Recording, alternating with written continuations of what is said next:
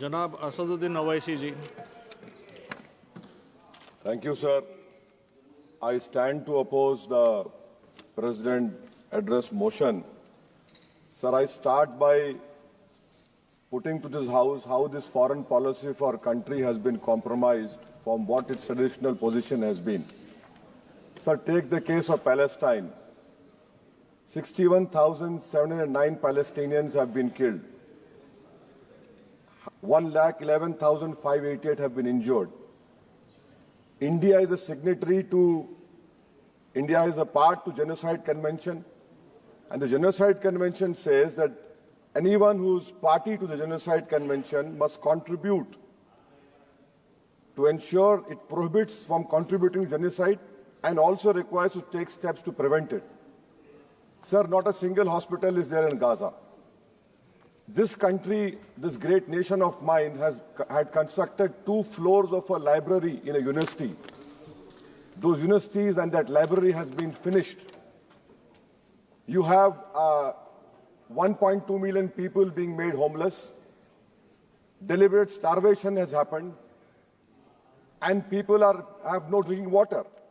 And what do we see now? We have heard the Prime Minister saying, "I'll stop the war in Ukraine."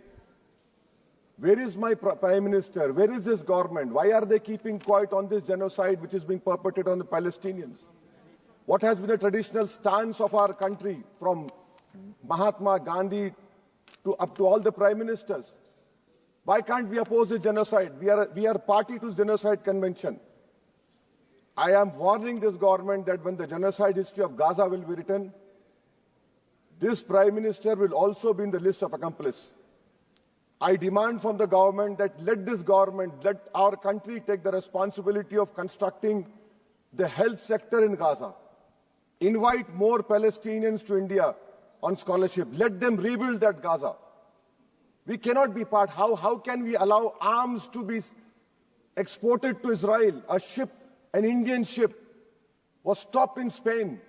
We are signatory to this Genocide Convention. How will history remember us? With what face can we face the world? Sir, second point.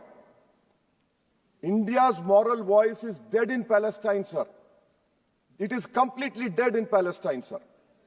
Sir, come to China. The army chief in the interview to an English newspaper said rules out any troop cut along LAC. He says no troop normalization can happen. Why are we back to business as usual? Mansarovar Yatra will start, direct flights will start, visas will be issued, Chinese investment will be welcomed with open arms.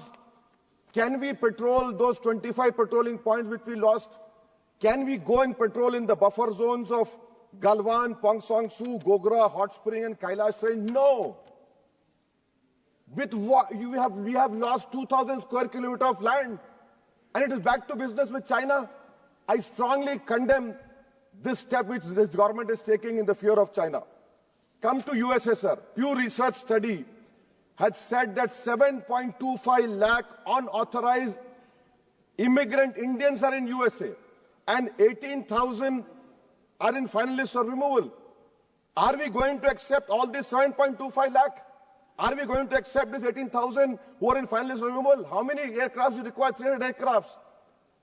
Can this government has imagined what the loss of remittance? What will be their employment over here?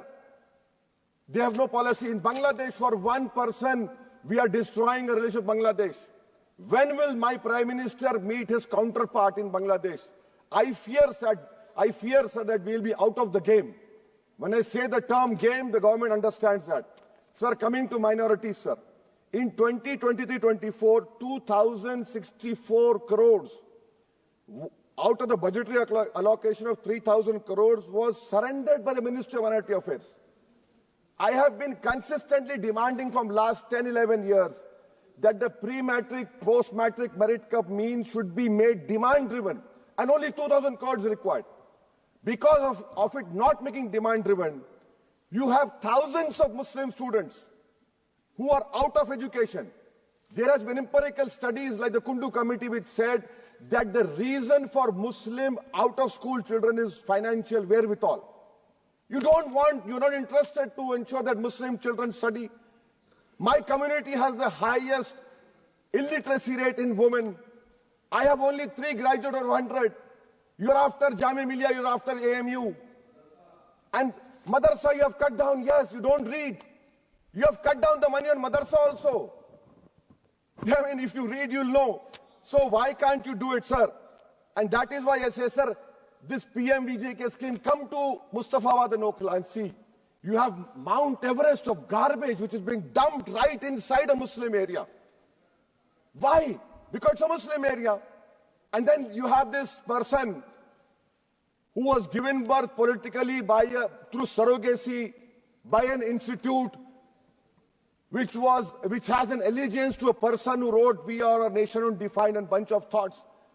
That person day in, day out lies. He lies. His whole start point and end is lies only. But what I'm hearing from the ground, which I've seen, a pure organic Muslim leadership will emerge on Wednesday, sir. Sir, I am cautioning and warning this government. I am cautioning and warning this government. If you bring and make a WAF law in the present form, which will be violation of Article 25, 26 and 14, it will lead to social instability in this country. It has been rejected by the entire Muslim community. No WAF property will be left. Nothing will be left, I say. You want to make India Viksit Bharat? We want Viksit Bharat. You want this country to take back into 80s and early 90s? It will be your responsibility. Because as a proud Indian Muslim, I will not lose an inch of my masjid. Forget about a masjid. I will not lose an inch of my dargah. I will not allow that. We will no more say and come and give a diplomatic talk over here. This is the house which I have to stand up and say honestly that my community, who are proud Indians, it is my property, not given by anyone. You cannot snatch it away from me. Waqf is a form of a worship for me. Sir, unemployment. Youth unemployment has increased to 45%. I'll give you examples, sir. Mumbai airport, for 1,800 jobs, 15,000 graduates turned up, sir. 15,000 graduates. I must congratulate the Prime Minister. Sir, in Bihar and UP, you see train stations overflow with aspirants every time there's an exam for government. In public sector, oil and gas sector, so 15,700 jobs lost, even though their revenue doubled. Central PSUs eliminated 2.7 lakh jobs over past decade. MSMEs, sir, in April, August 2024, on 11,500 MSMEs would have been shut down. Manufacturing employment fell from 12.6 in 11-12 to 11.4 in 22-23. Sir, in conclusion, what is the government showing us?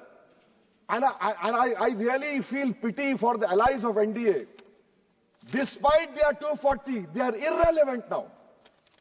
I mean, you can take something here and there, but what about the country at large? What about the youth of this country, which the only nation in the world which has a demographic dividend is India? And this government has failed to uplift the youth. That is why I on the grounds which I have submitted, I oppose this present motion, sir. Thank you. माननीय निशिकांत दुबे जी.